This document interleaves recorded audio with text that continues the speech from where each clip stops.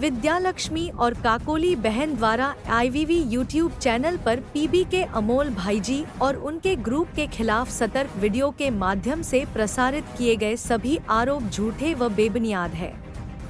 हम सभी एक आवाज में अमोल भाईजी के ऊपर लगाए गए सभी आरोपों का खंडन करते हैं। आदरणीय योगिनी माता जी, आदरणीय विद्यालक्ष्मी बहन जी, आदरणीय काकुली पीवी के बहन तीनों आए और पालम में जो नया सेंटर खुला है बाबा का, भावना माता और देव सिंह भाई के घर जो मधुबन खुला है पर आए और वहाँ का वातावरण देखें और वहाँ के स्टूडेंट्स से मिलें और वहाँ अमोल भाई के कार्य को चेक करें।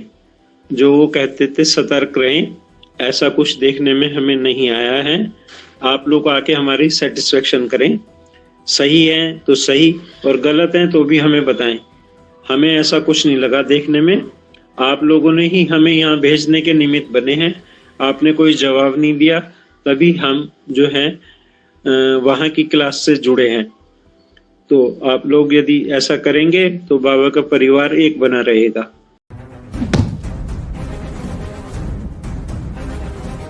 विद्यालक्ष्मी बहन और काकाली बहन ने सतर्क वीडियो प्रसारित कर भाईजी के ऊपर यह आरोप लगाया कि वह अपने आप को प्रत्यक्ष कर रहे हैं। मुरली के श्रीमत अनुसार ईश्वरीय ज्ञान सुनाना और ईश्वरीय सेवा करना मतलब अपने आप को प्रत्यक्ष करना नहीं कहेंगे। जितना हो सके सारी दुनिया में बाप की आवाज को बुलंद करते रहो, लेकिन रथ को प्रत्यक्ष नहीं होने देना। तो जो स्पीकर सेमिनार करेगा, लेक्चर देगा, वो बोरखा पहनकर करेगा क्या? पर्दे के पीछे छुपकर ज्ञान सुनाएगा? आरोप लगाते हैं भाईजी अपने को प्रत्यक्ष कर रहे हैं। एक्चुअली ऊपर वाला बहन जी लोग ही भाई को ग्लानि करके सारे ब्राह्मण दुनिया में परिवार में प्रत्यक्ष करा दिए। जो अमोल भाईजी के द्वारा सेमिनार और सेशन किए गए हैं और किए जा रहे हैं, उसमें बाप की श्रीमत के अनुसार ही वो कार्य हो रहा है और उसमें बाप को ही प्रत्यक्ष किया जा रहा है, स्वयं को प्रत्यक्ष नहीं किया जा रहा। फिर भी झूठी अफवाहें जो फैलाई गई हैं वो गलत है। और मैं आपसे यही कहूंगी कि YouTube चैनल जो है उसमें स्वयं जाइए, जो स्पिरिचुअल रिवोल्यूशन है उसमें जाकर के जो वीडियोस अपलोड की गई हैं उन्हें देखिए और स्वयं जज कीजिए, ठीक है। और किसी की सुनी सुनाई बातों पर विश्वास ना करिए। मेरी आपसे यही प्रार्थना है कि आप स्वयं देखें, सुने। पहला आरोप है तो जो सेमिनार करते हैं, सेमिनार के द्वारा वो जो बातें बताते हैं वो सब क्या करते हैं, तो आप उनको प्रत्यक्ष कराते हैं। लेकिन ये बात एकदम झूठ, क्योंकि सेमिनार में हम खुद उसके साथ जुड़े हुए थे। तो जो बात कहते हैं ना वो रियलिस्टिक बात कहते हैं। वो हाथ और बेहाथ का सारा बातें टैली करके बताते हैं और भगवान की बात करते हैं। शिव शंकर भोलेनाथ के ऊपर सारा बातें करते हैं।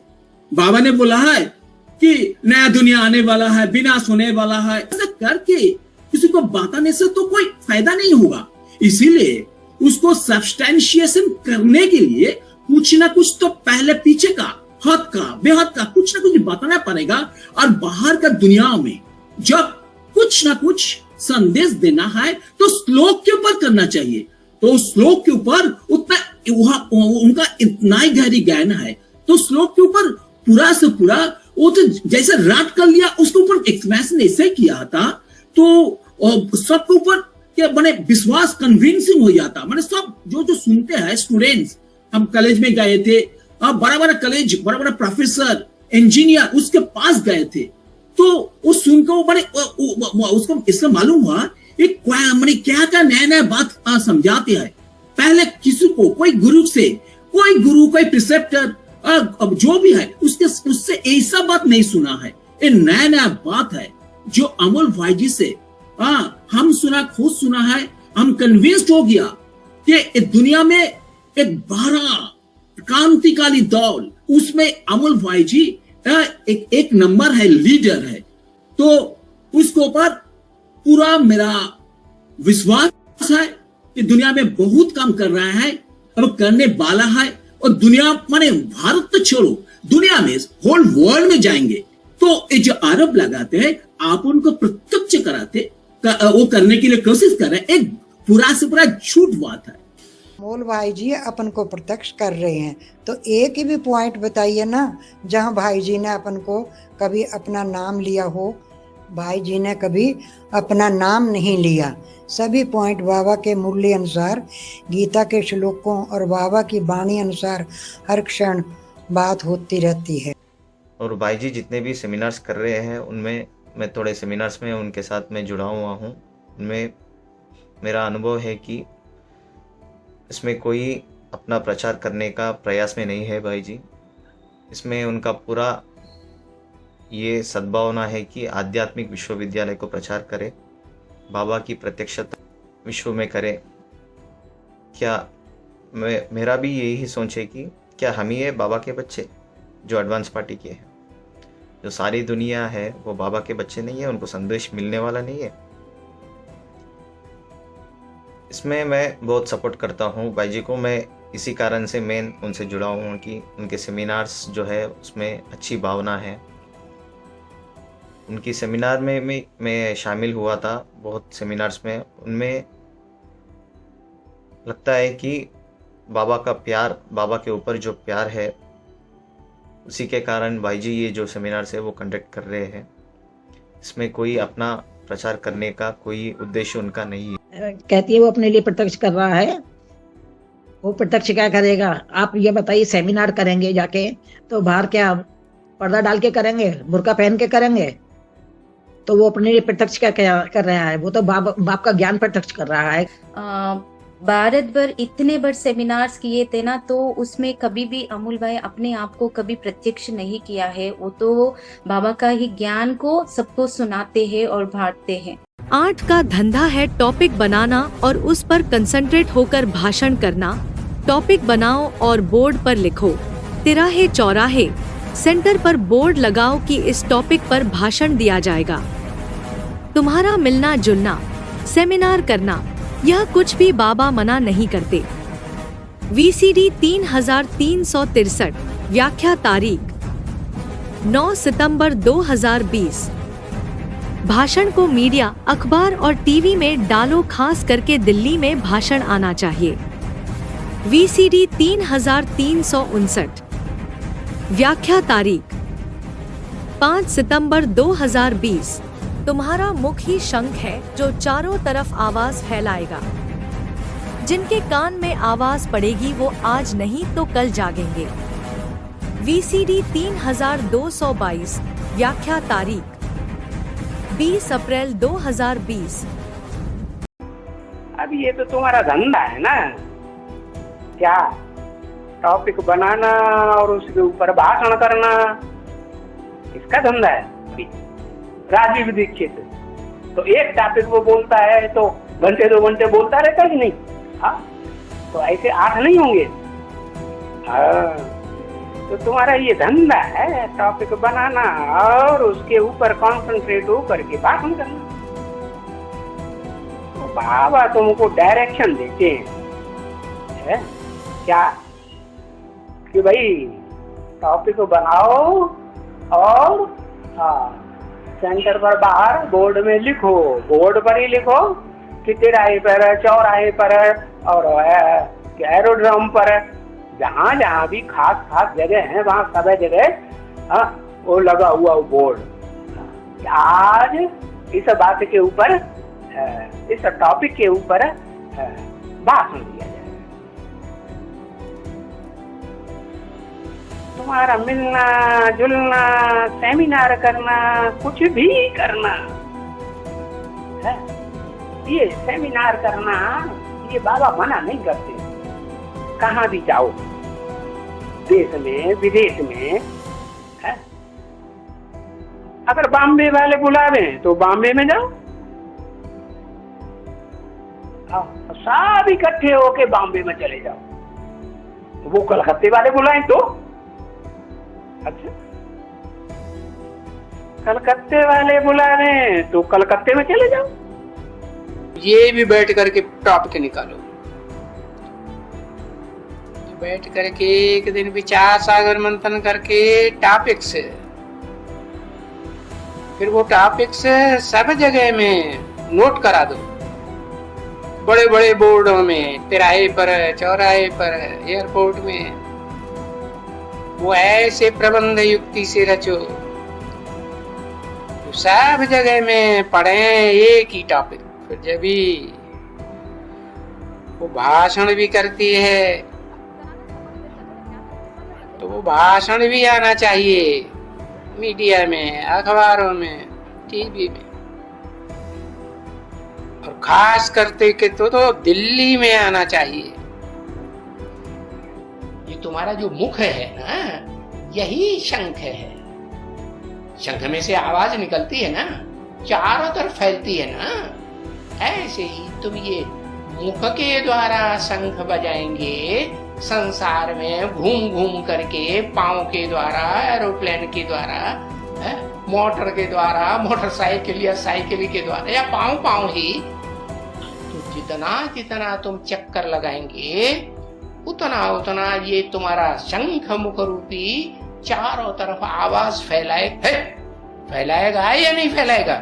फैलाएगा। और जब ये आवाज फैलेगी तो जिनके कान में आवाज पड़ेगी वो आज नहीं तो कल जगेंगे या नहीं जगेंगे? जग जाएंगे।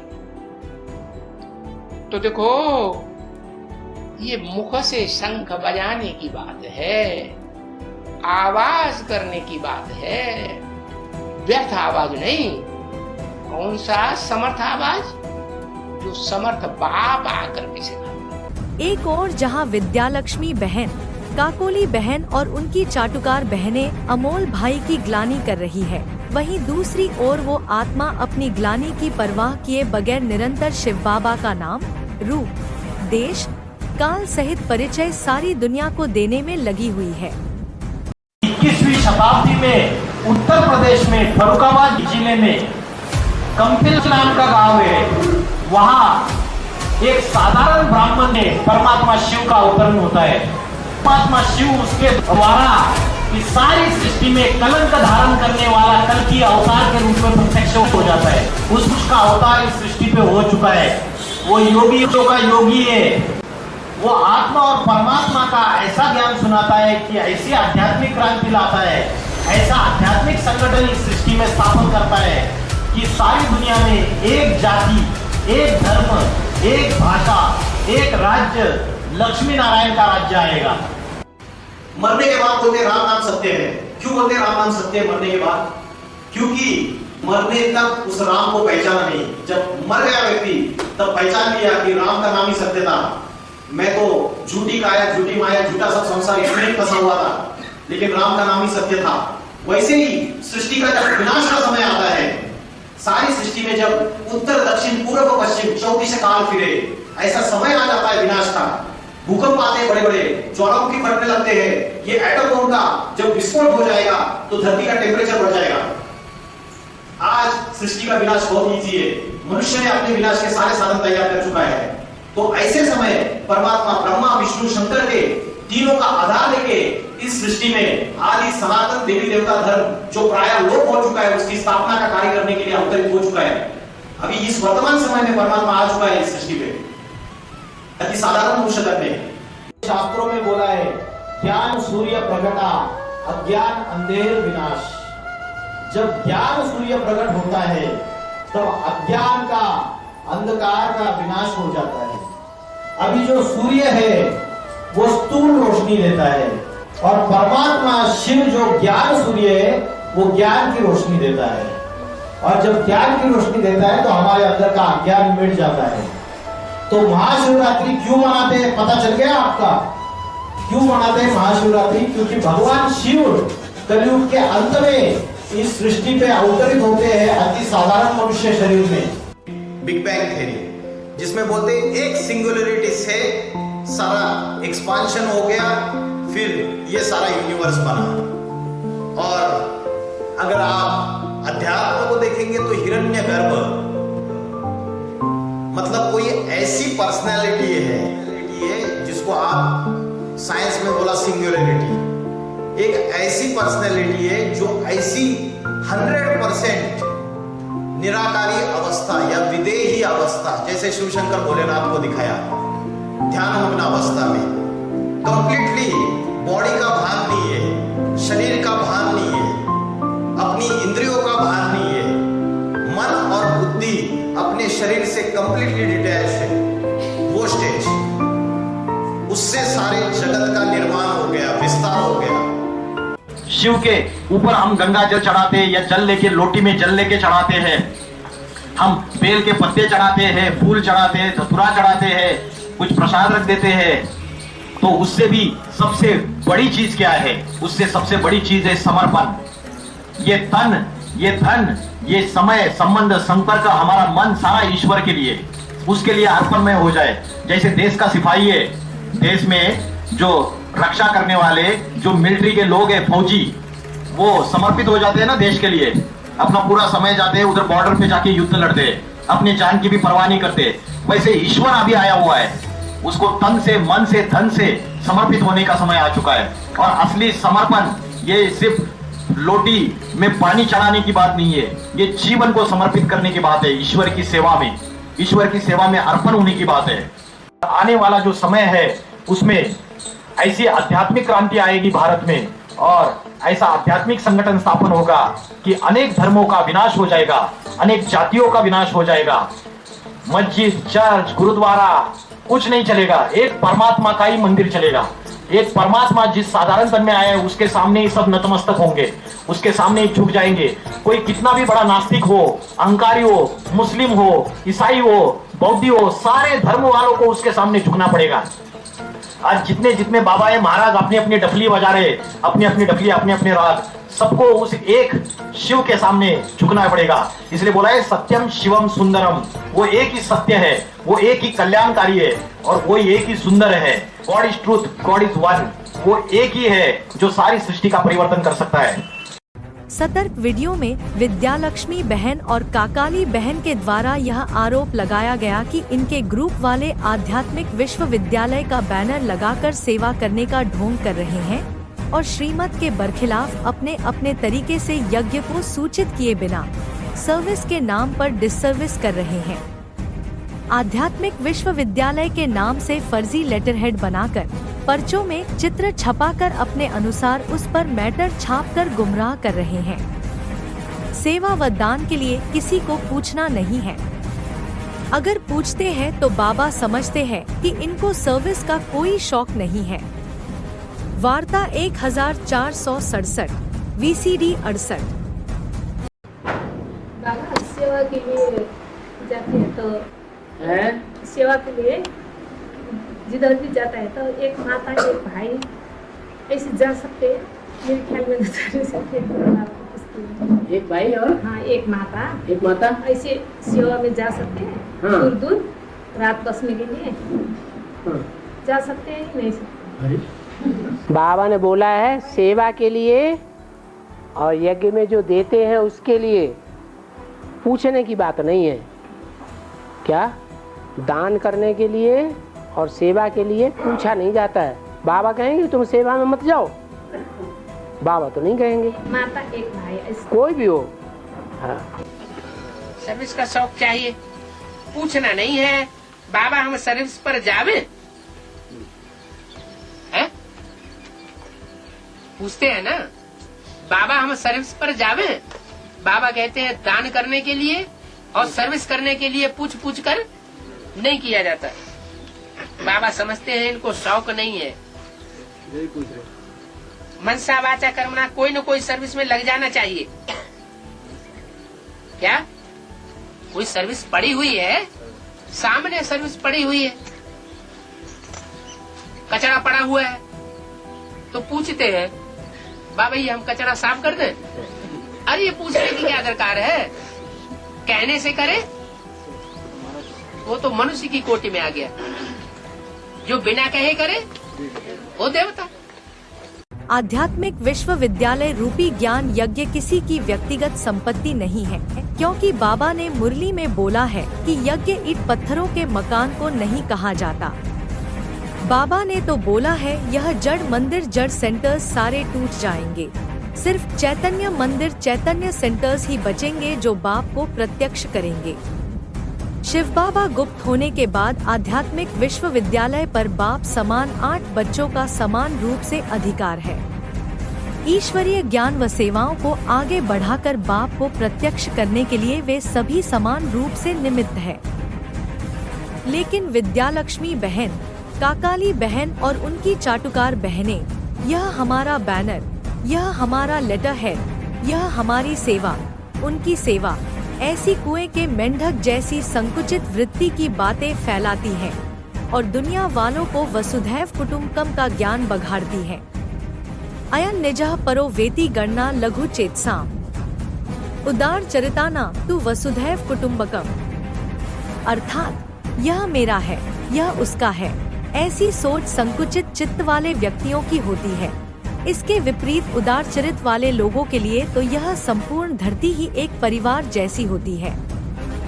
कभी कभी वंडर लगता है कि सतर्क वीडियो बनाने वाली बहनों की बुद्धि कितनी नैरो माइंडेड है।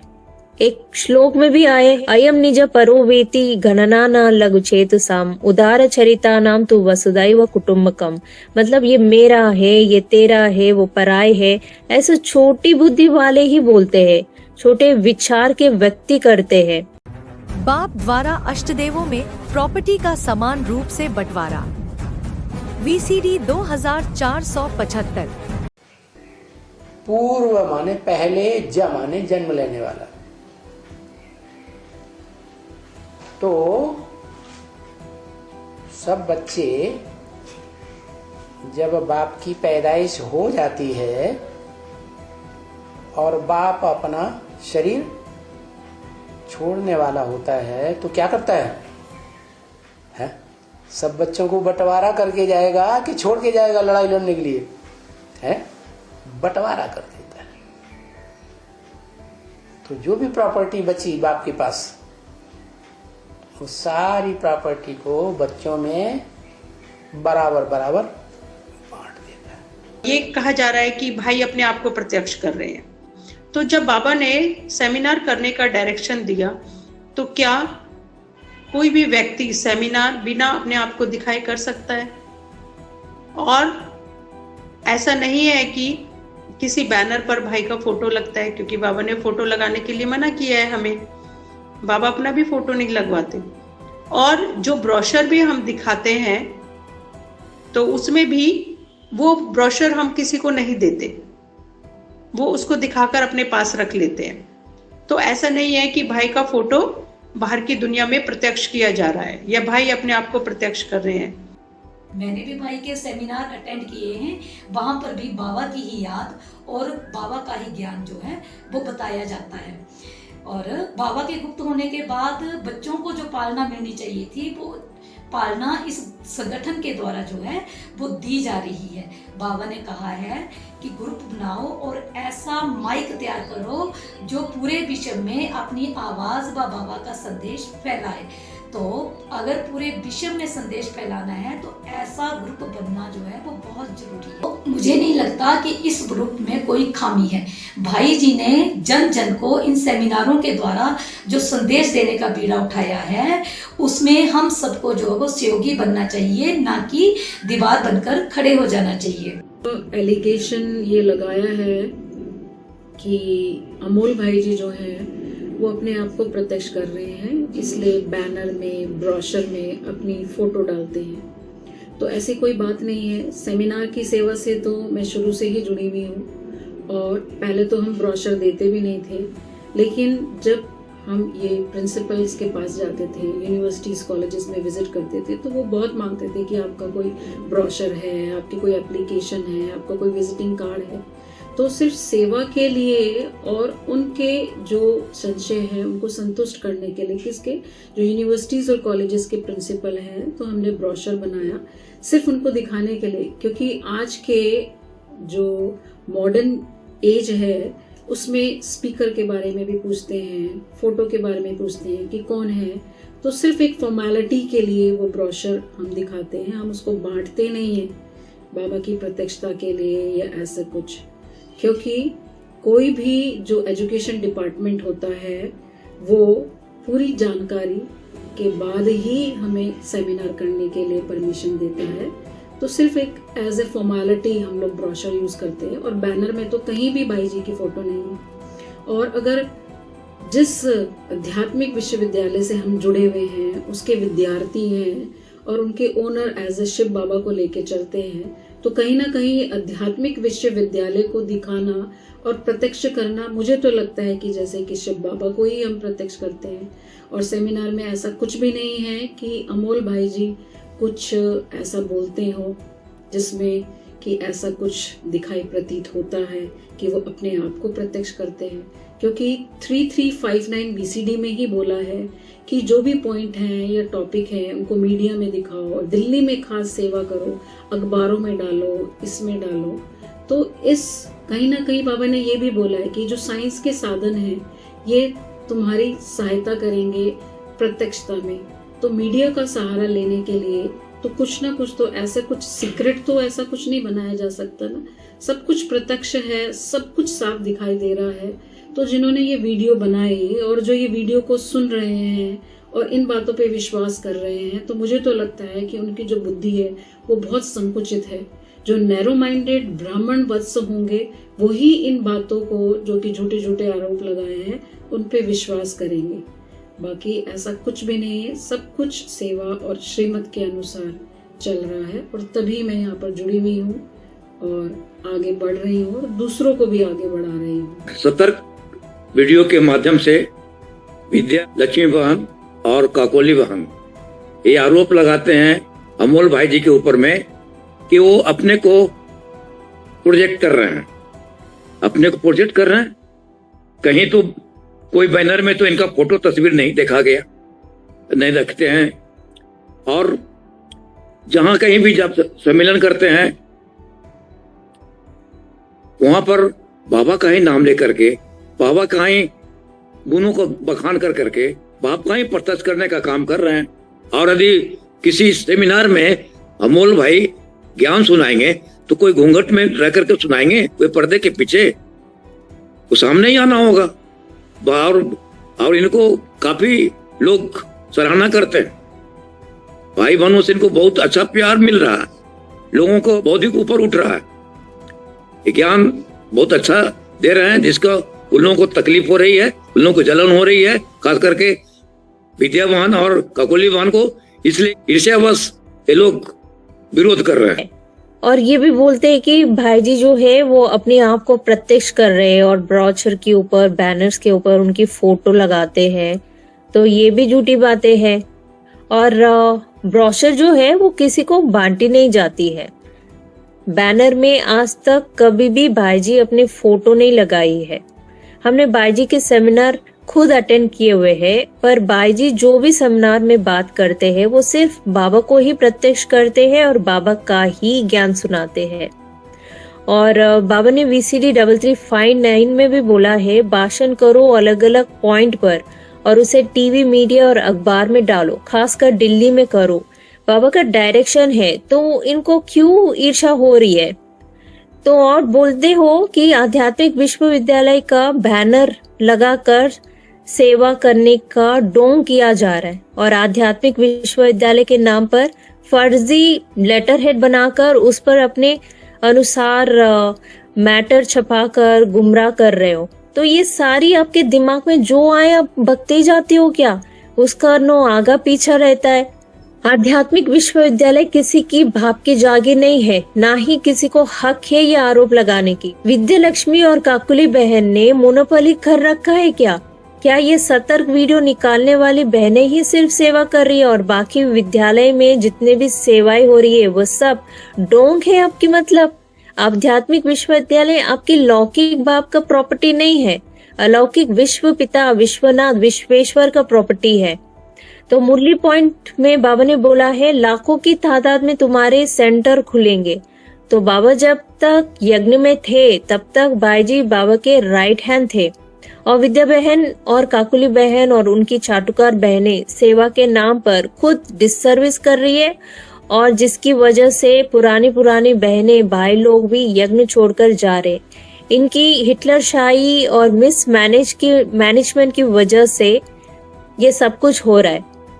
तो जहाँ जहाँ भाई जी सेमिनार करते हैं तो आध्यात्मिक विश्वविद्यालय को ही तो आगे रखते हैं, और भाई जी जहाँ जहाँ सेमिनार कर रहे हैं वहां से उनको अप्रिसिएशन लेटर्स मिलते जा रही है, और सभी को सेमिनार बहुत अच्छा लगता है। और आप लोग अंदर बैठने वाली जो कन्याएं है वो उल्टा भाई जी के ऊपर झूठी मूठी बातें फैलाते जाते हो। रही बात सेमिनार्स की, तो उसके लिए भी एक मुरली पॉइंट है कि आर्ट का धंधा है टॉपिक बनाना, सेमिनार करना और उन पर कंसंट्रेट होकर भाषण करना। ये है VCD 3363 में बोला गया है, आप सुन सकते हैं। अगला आरोप इन्होंने लगाया है कि वो सेवा करने का ढोंग कर रहे हैं, फर्जी लेटरहेड बना करके उस पर अपने अनुसार मैटर छाप रहे हैं। तो अपने इसका जवाब ये है कि अपने अनुसार मैटर छापने मतलब क्या है। भाई ने यज्ञ में आध्यात्मिक विश्वविद्यालय में बहुत सारे मैटर भाई जी के द्वारा बनाए गए, मूल भाई के द्वारा, और वही सारे मैटर अभी तक भी यज्ञ में चल रहे हैं। तो अपने अनुसार मैटर बनाना मतलब क्या बोलना चाहते हैं लोग। तो जो भाई जी सेमिनार करते हैं, जहाँ पर भी हम लोग सेमिनार करते हैं कॉलेजों में, यूनिवर्सिटीज में, वहाँ से हमें बहुत अप्रिशिएशन मिलता है। वो लोग बार बार हमको बुलाते हैं वहाँ पर आने के लिए, और ये लोग बोल रहे हैं कि हम लोग ढोंग कर रहे हैं, भाई जी ढोंग कर रहे हैं सेवा करने के लिए। तो बल्कि ढोंग हम भाई जी नहीं कर रहे हैं, ढोंग ये लोग कर रहे हैं। ये लोग खुद, ये लोग हमारा विद्या लक्ष्मी बहन और काकुली बहन, ये लोग खुद सेवा के नाम पर डिससर्विस करते हैं, और सारे एलिगेशन अमूल भाई के ऊपर लगा रहे हैं कि ये लोग ढोंग करते हैं सेवा, इस तरह से सेवा करने की। दूसरी बात, भाई के ऊपर आरोप लगाया गया कि वो भाई आध्यात्मिक विश्वविद्यालय का बैनर लगाकर सेवा करने का ढोंग करता है। तो क्या बाकी जो ब्राह्मण परिवार सेवा करता है वो ढोंग है, और जो विद्या लक्ष्मी काकुली बहन और उनकी चाटुकारी करने वाली सब ऑर्डिनेट बहनें ही सेवा करती हैं, बाकी के सब ढोंग करते हैं? तो ये भी कोई लॉजिकल बात नहीं है। जो भी आरोप लगाया गया है ये झूठा आरोप है, क्योंकि सेवा करने के लिए शिव बाबा ने बोला है कि सेवा और दान के लिए किसी से पूछने की दरकार नहीं है। तो फिर सेवाएं तो सबको करने का अधिकार है। जो हम ब्राह्मण परिवार का कार्य ही यही है, सेवा करने का। दूसरा आरोप ये लगाया कि आध्यात्मिक विश्वविद्यालय का फर्जी लेटर हेड बनाकर अपनी मनमत के हिसाब से मैटर छाप कर और सेवा के नाम पर डिससर्विस कर रहे हैं। विद्या लक्ष्मी और काकुली बहन का ये भी कहना है कि वो डिससर्विस कर रहे हैं। तो विद्या लक्ष्मी और काकोली बहन को हम ये बताना चाहते हैं कि पहली बात तो आध्यात्मिक विश्वविद्यालय का जो लेटर हेड है वो फर्जी नहीं है, क्योंकि आध्यात्मिक विश्वविद्यालय किसी की प्राइवेट प्रॉपर्टी नहीं है कि उसके ऊपर अपनी हिटलर शाही चलाएं कोई। ये शिव बाबा का घर है और यहाँ पर प्रति एक व्यक्ति को पढ़ाई पढ़ने का अधिकार है। लेकिन यहाँ से तो विद्या लक्ष्मी और काकोली बहन के कहने पर अपने ही ब्राह्मण परिवार के भाई बहनों को मधुबन से निष्कासित कर दिया गया, पढ़ाई से वंचित किया गया। तो ये जो दोनों बहनें विद्या लक्ष्मी और काकोली बहन ये अपनी मनमानी कर रही हैं, शिव बाबा के गुप्त होने के बाद अपनी हिटलर शाही चला रहे हैं और सबको गुमराह कर रहे हैं। यानी जो सच्चाई है उसको ब्राह्मण परिवार तक पहुंचने ही नहीं दिया जा रहा है और अमोल भाई के ऊपर जो झूठे झूठे आरोप लगाए जा रहे हैं ये एकदम निराधार है।